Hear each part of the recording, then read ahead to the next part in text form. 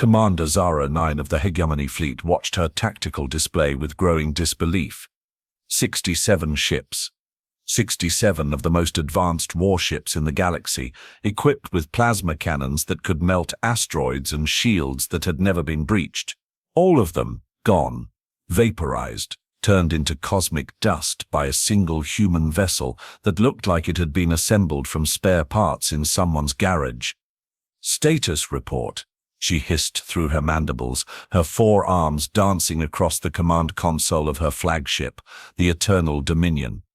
Ma'am, the humans, they are not following standard combat protocols, her weapons officer, Krell 6, stammered.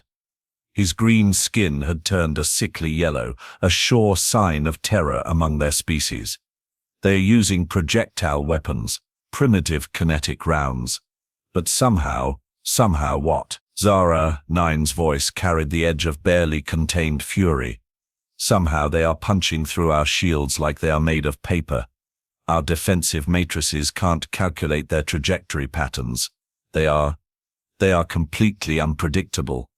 Oh, wonderful. Just bloody wonderful. 300 years of galactic conquest, and they were being schooled by a species that still used bullets. Zara 9 had been warned about human unpredictability, but she'd dismissed it as propaganda. After all, how dangerous could a species be that hadn't even mastered proper energy weapons? Very dangerous, apparently. The human ship, designated Target 1 by Fleet Intelligence, looked like a flying junkyard. Mismatched hull plating, exposed conduits, and what appeared to be actual rust spots along its outer skin. It was commanded by someone the humans called Captain Maya Torres, a female who had somehow convinced her crew to take on the entire Third Hegemony fleet.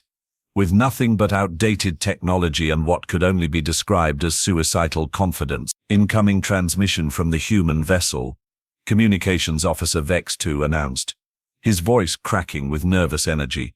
Put it through, Zara 9 commanded, straightening her battle harness. Time to end this fast. The main screen flickered to life, revealing a human female with dark hair, scarred features, and eyes that seemed to hold the cold fire of dying stars.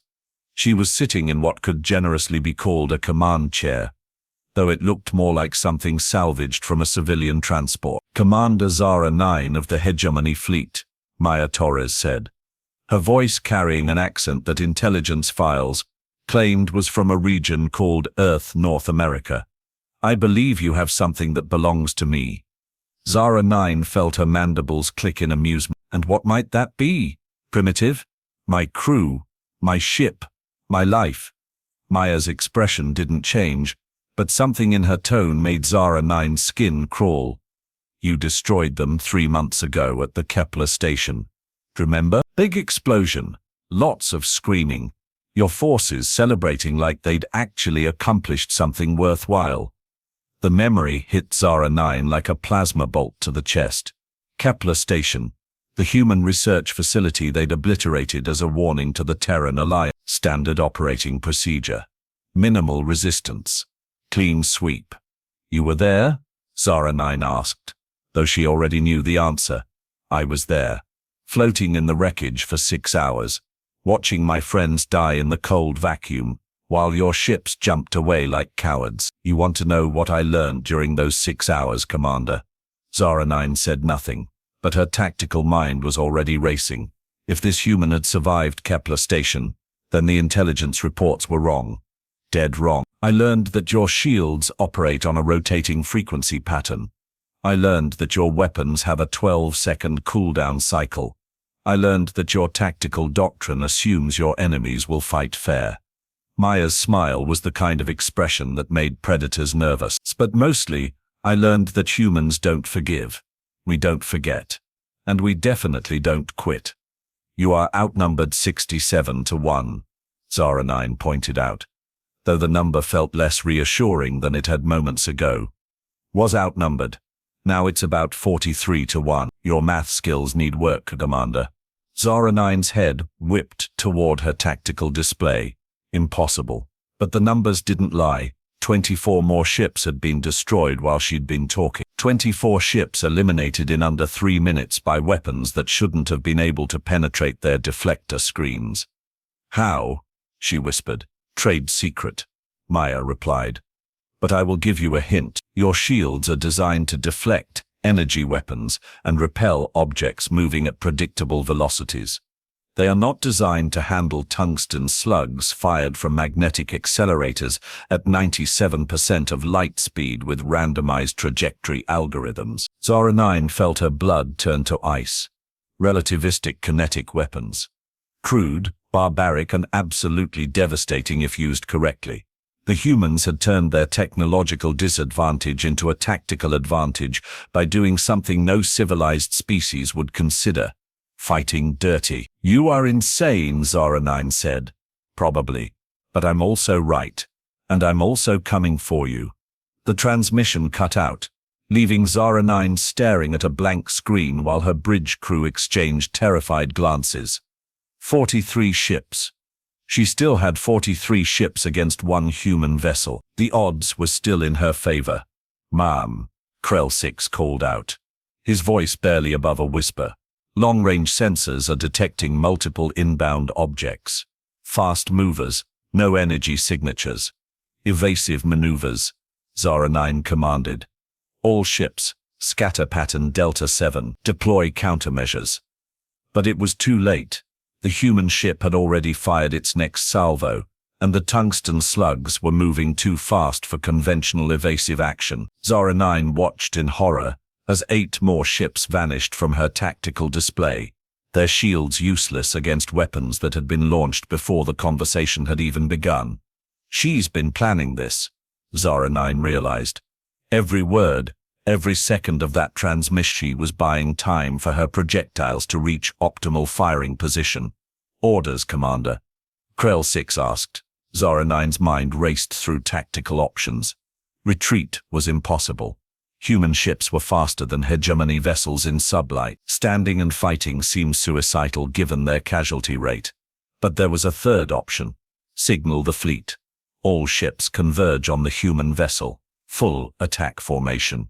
If we can get close enough, our superior numbers will overwhelm her defenses. Ma'am, that's exactly what she wants us to do, Tactical Officer Nex forewarned. She's baiting us into close combat. I know, Zara 9 admitted, but at this range, she's picking us off one by one. At close range, she can't fire those relativistic weapons without risking damage to her own ship. It was a desperate gambit, but it was the only play she had left. The remaining 35 ships began their approach, weapons charging, shields at maximum power. They closed the distance rapidly, expecting the human ship to retreat, or at least try to maintain firing range. Instead, Maya Torres did something that violated every principle of space combat doctrine. She accelerated directly toward them. What is she doing? Krell 6 gasped. She's lost her mind, Zara 9 muttered. But even as she said it, she knew it wasn't true. Maya Torres hadn't lost her mind. She'd simply started thinking like a human. The human ship plowed through the hegemony formation like a meteor through tissue paper. At point-blank range, conventional weapons suddenly became devastatingly effective. Explosive charges detonated against hull plating. Particle beams designed for asteroid mining carved through military armor. And throughout it all, Maya Torres's voice crackled over the comm channels, calm and professional as if she were discussing the weather. Targeting your reactor, Commander. You might want to evacuate non-essential personnel. How did you know our reactor configuration? Zara 9 demanded. I told you. I spent 6 hours floating in wreckage, studying your ship designs. Did you think I was just waiting to die? The Eternal Dominion shuddered as something impacted their primary hull. Warning lights flashed across the bridge as damage reports flooded in from every section. Engineering was gone. Life support was failing. The main reactor was showing critical instability. Commander, Krell 6 said, his voice hollow with defeat. We are dead in space. Main power is offline. Weapons are inoperative. We are completely defenseless. Zara 9 looked at her tactical display. 12 ships left. 12 ships out of an entire fleet, and they were all crippled or destroyed. The human vessel, battered, but still functional, hung in space like a predator surveying its kill. Incoming transmission, Vex 2 announced. Put it through, Sarah 9 said, though she dreaded what she might hear. Maya Torres appeared on screen again, but this time her ship's bridge was visible behind her. It was a disaster zone. Sparks flew from damaged consoles, smoke filled the air, and at least 3 of her crew members were clearly injured. But they were alive. They were functional, and they were human. Commander Sarah 9, Maya said, her voice carrying the weight of absolute victory. I believe we need to discuss terms. Terms? Sarah 9's voice cracked. You have destroyed my fleet. What terms could you possibly offer? Not offer. Demand. Maya's expression hardened. You are going to carry a message back to your Hegemony Council. You are going to tell them that humans don't forget. You are going to tell them that every time they attack one of our colonies, every time they destroy one of our ships, every time they kill one of our people, there will be consequence. The Hegemony will never negotiate with primitives, Sarah 9 spat, though the words felt hollow even as she spoke them. Who said anything about negotiation? Maya asked. This isn't diplomacy, Commander. This is a promise. You killed my crew, destroyed my ship, left me floating in space to die.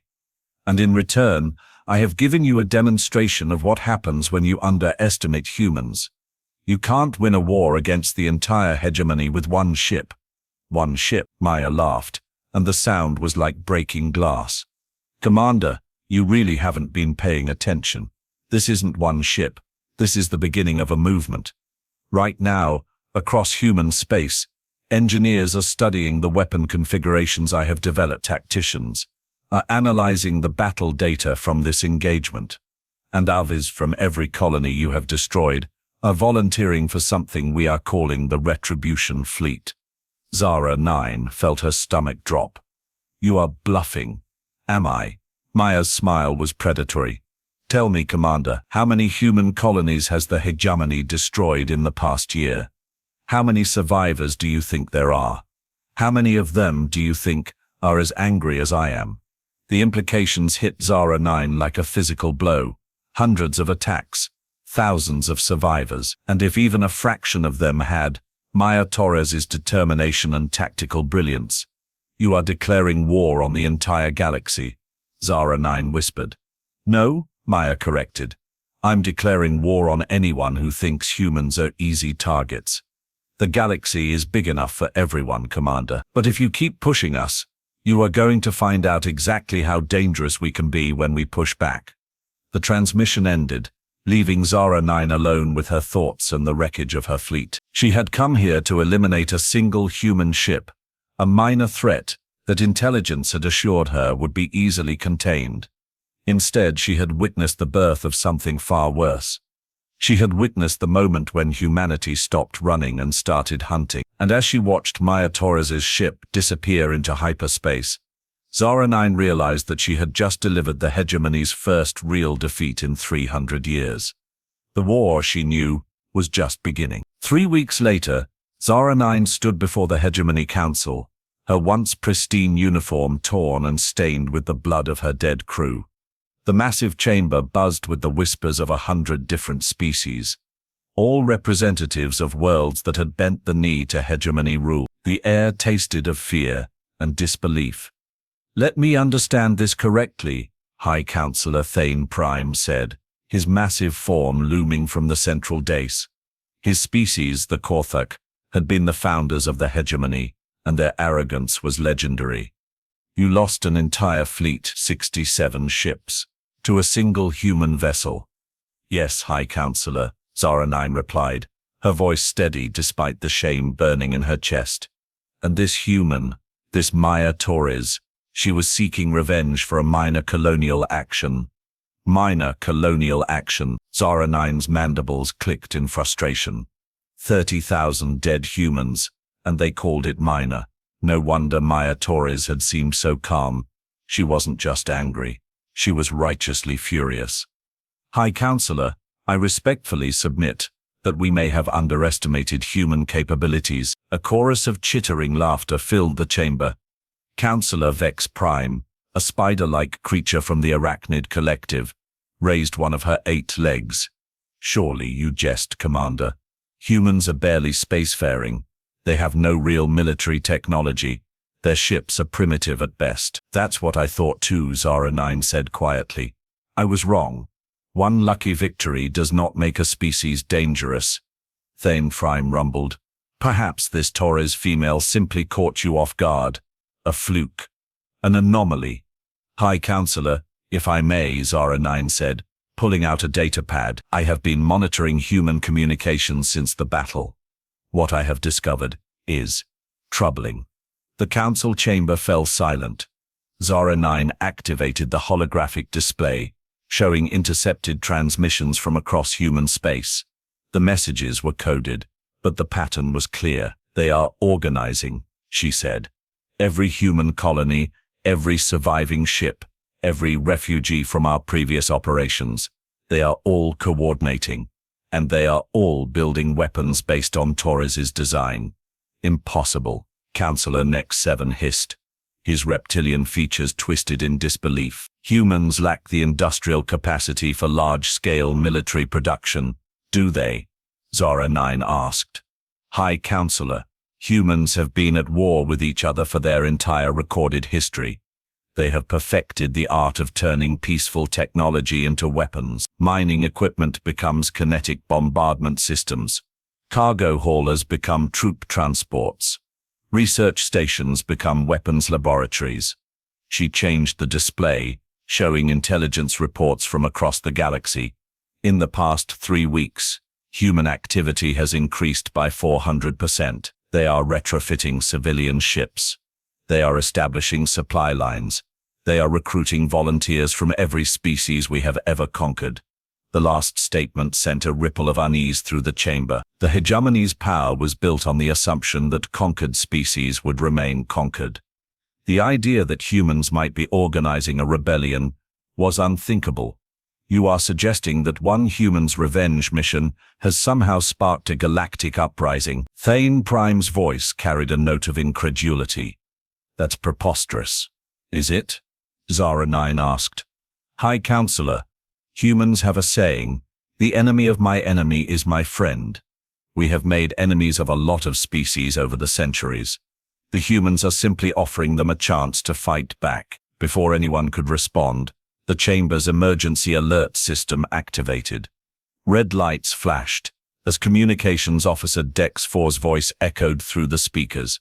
High Counselor, we are receiving reports of simultaneous attacks on Hegemony installations across 7 star systems. All attackers appear to be using human-designed weapons. The council chamber erupted in chaos. Representatives from different species began shouting in their native languages, demanding answers, protection, immediate military response. But Zara 9 just stood there, watching the panic spread, remembering Maya Torres's cold smile. How many ships?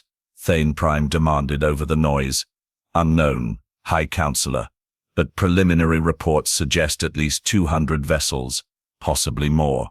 200 ships. In 3 weeks, the humans had assembled a fleet 3 times larger than the one that had destroyed Zara 9's command, and they were using it. This is your fault, Counselor Vex Prime snarled, pointing one of her legs at Zara 9. You should have destroyed that human ship when you had the chance. I tried, Zara 9 replied, but you can't destroy an idea with plasma cannons. And that's what Maya Torres has become, an idea. What kind of idea? Thane Prime asked, though his tone suggested he already knew the answer. The idea that the Hegemony can be beaten. The idea that humans don't surrender. The idea that sometimes the best defense is a really good offense. The communication system crackled to life again. This time the voice that emerged was unmistakably human, female, calm, familiar. Greetings, Hegemony Council. This is Captain Maya Torres of the Terran Liberation Fleet. I believe you have been expecting my call. The chamber fell silent. Every eye, optical sensor, and sensory organ focused on the speakers as Maya's voice filled the space. By now, you have received reports of our operations across your territory. Mining facilities destroyed, supply convoys eliminated, patrol fleets wiped out. I want to be clear, this is not random terrorism. This is strategic warfare. Thane Prime activated his personal communicator. This is High Counselor Thane Prime of the Hegemony Council.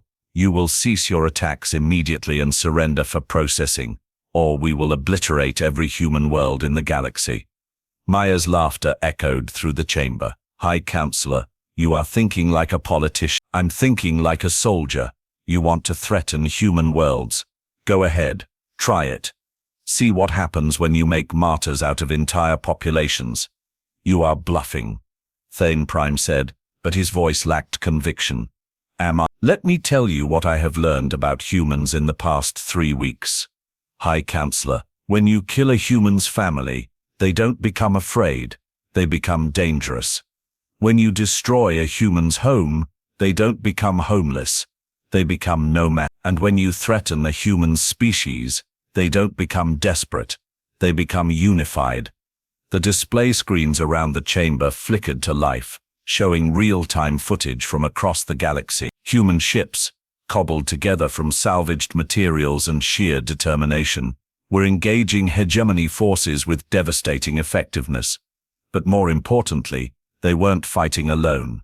Those are Zelnar ships, Counselor Nex 7 gasped, pointing at the display. And Thorian vessels, and Kep fighters. Correct, Maya said. Turns out, a lot of species have been waiting for someone to show them how to fight back.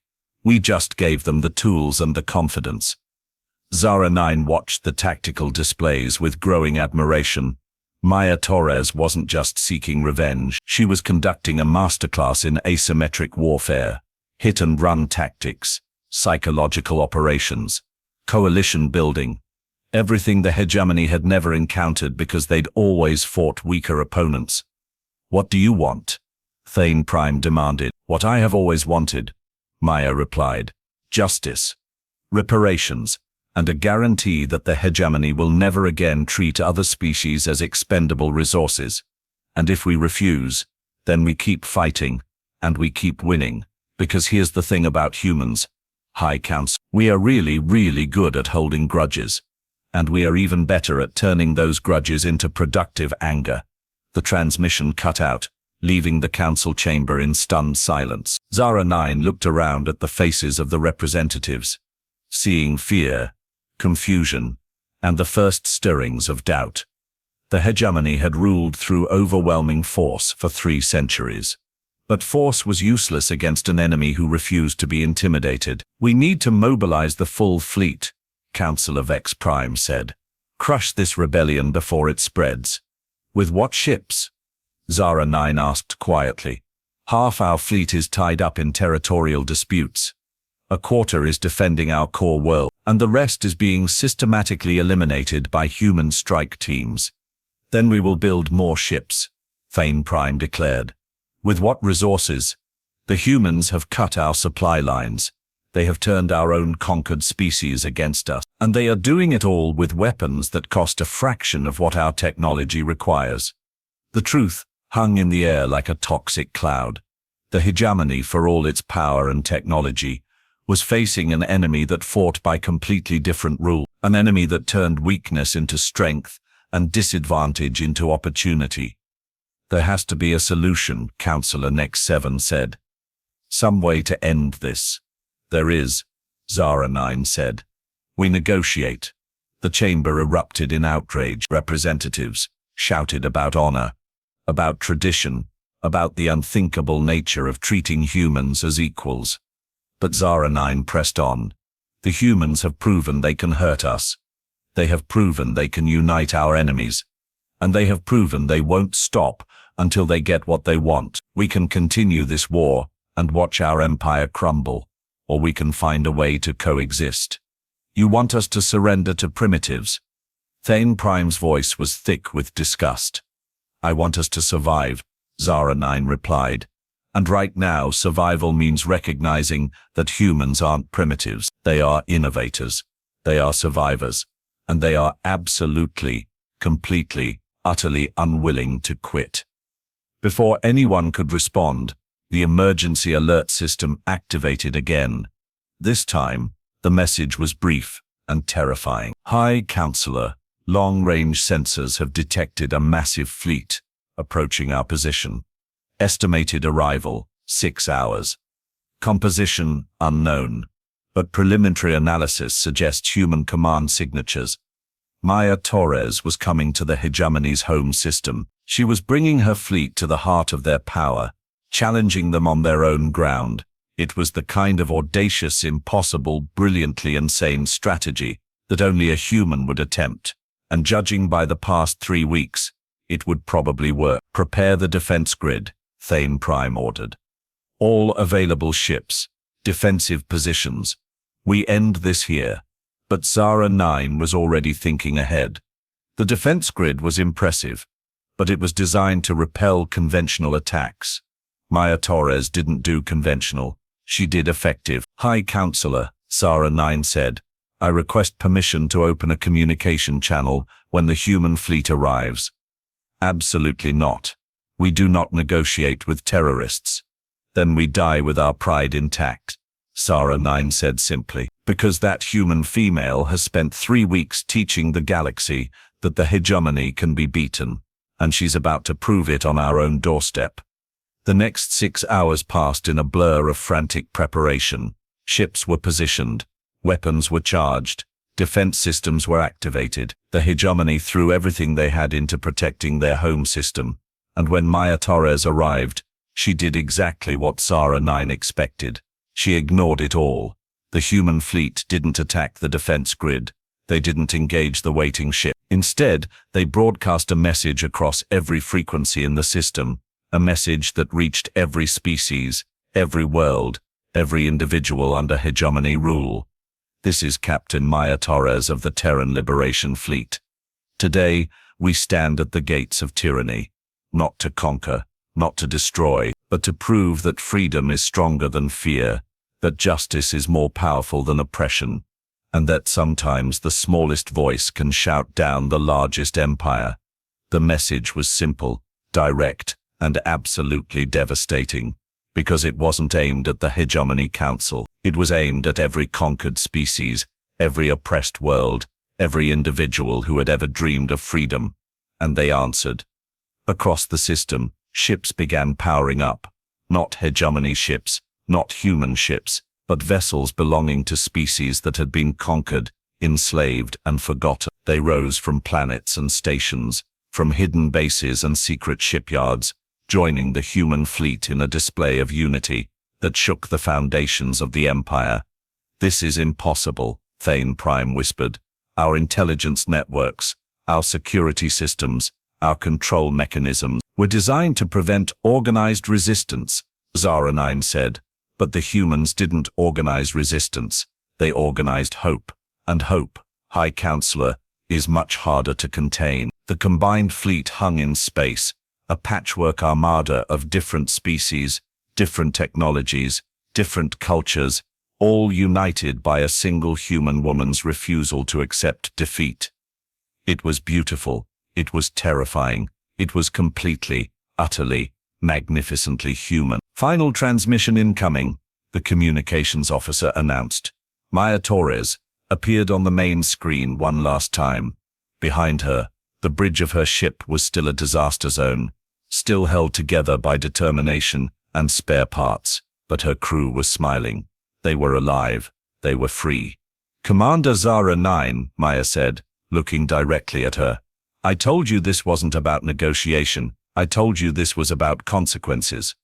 Well, here they are. She gestured to the fleet behind her, hundreds of ships representing dozens of species, all ready to fight for their freedom. The Hegemony ends today, not through conquest, not through destruction, but through choice. Every world, every species, every individual gets to choose their own path. And if you try to stop them, you will find out exactly how many enemies you have made over the centuries. The transmission ended, but the message was clear. The age of the Hegemony was over. The age of human-inspired resistance had begun. And Zara 9, standing in the ruins of her civilization's certainty, found herself thinking that maybe, just maybe, the galaxy would be a better place for it. After all, any species that could turn one woman's grief into a galactic revolution probably deserved a chance to lead. The war was ending. The peace, she suspected, would be far more interesting. But Maya Torres wasn't finished. Not yet. Oh, and one more thing, Maya's voice crackled through the comm system, interrupting Zara 9's thoughts. I know what you are thinking, Commander. You are thinking this is just another conquest, another empire replacing the old one. But you are wrong. The display screen flickered back to life, showing Maya's face one final time. But now there was something different in her expression. Not anger, not hatred. Something far more dangerous. Understanding. You see, Commander, I have had 3 weeks to think about what comes next. 3 weeks to study your records, your histories, your mistakes.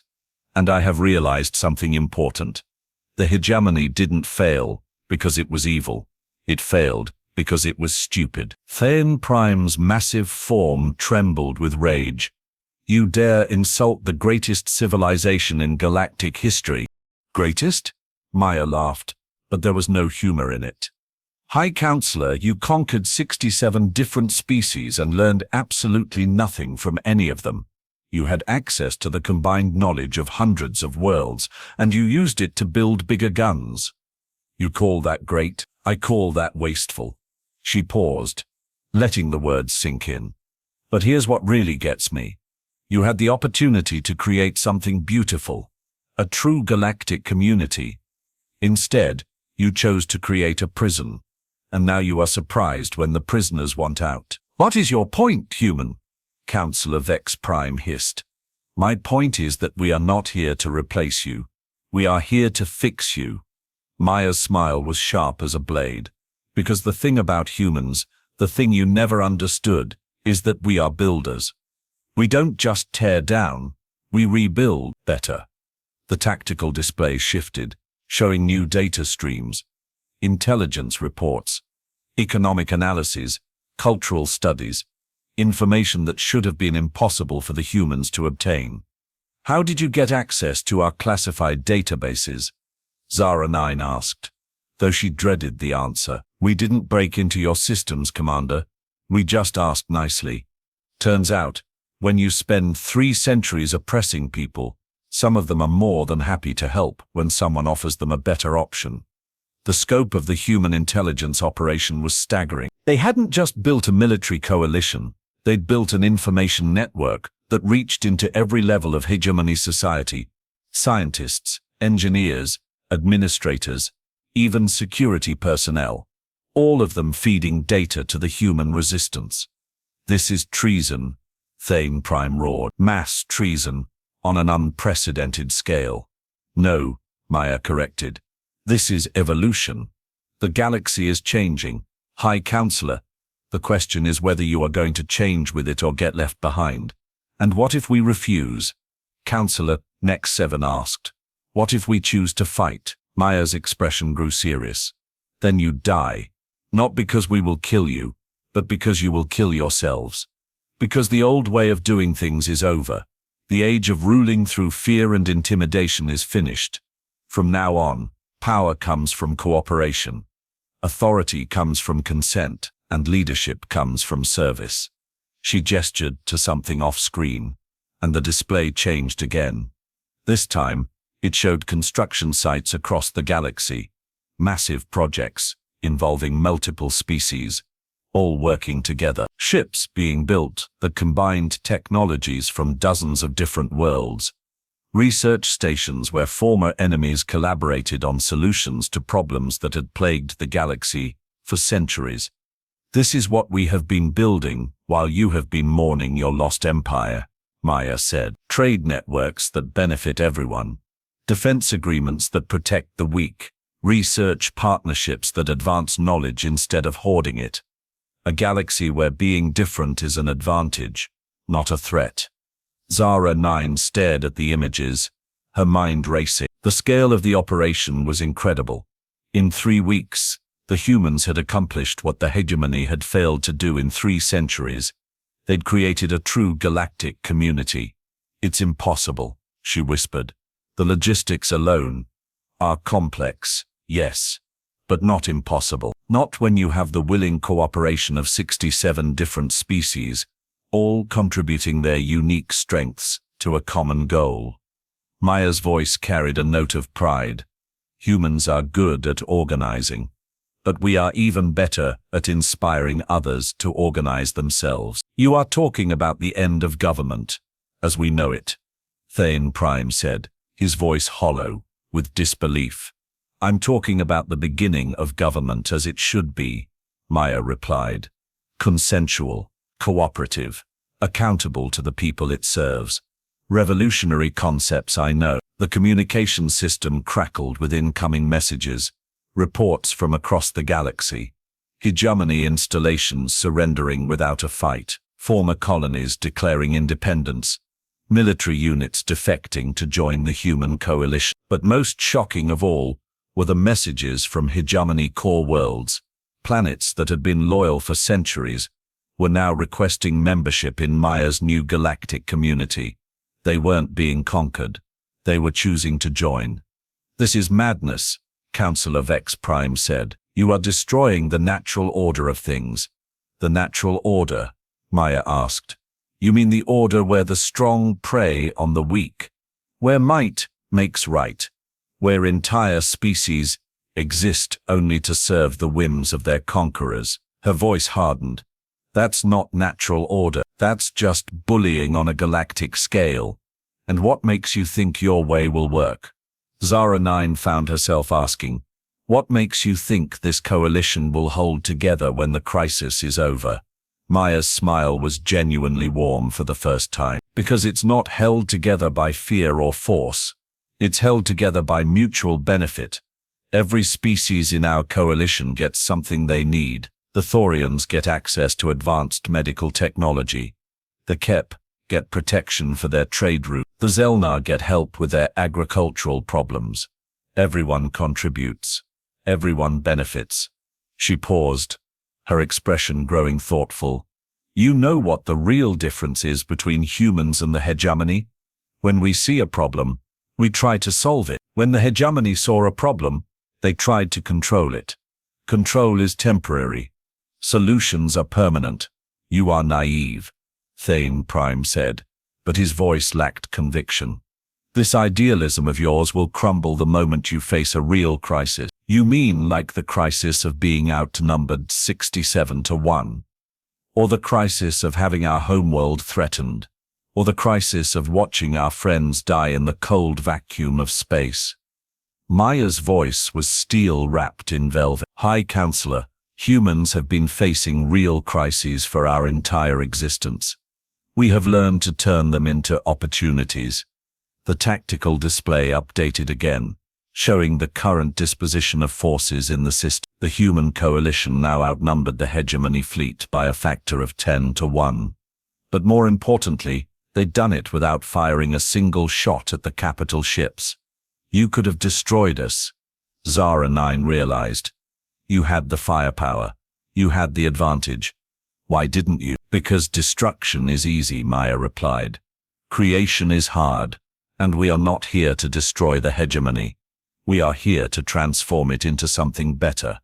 Something that serves all species, not just the ones with the biggest guns. And if we refuse to be transformed, Thane Prime asked. Maya's expression grew sad. Then you will become irrelevant. The galaxy will move on without you. Your choice, High Counselor. Evolution or extinction. The chamber fell silent as the implications sank in. The Hegemony wasn't being conquered. It was being made obsolete, replaced by something more efficient, more equitable, more sustainable. The ultimate insult for a species that prided itself on its superiority. What happens to us? Counselor Next 7 asked quietly. To the existing power structure, you adapt, Maya said simply. You find new roles in the new system. You contribute your knowledge and experience to the common good. You learn to lead by serving instead of dominating. And if we can't adapt, then you retire, peacefully, with dignity. and with the knowledge that you helped build something that outlasted you. It was, Zara 9 realized, the most generous offer of surrender in galactic history. The humans weren't demanding execution or exile. They were offering integration, redemption, a chance to be part of something greater than any single species or empire. I need to think, Thane Prime said finally. Of course, Maya replied. Take all the time you need. But while you are thinking, remember this. The galaxy has already made its choice. The question isn't whether change is coming. The question is whether you want to be part of it or be left behind by it.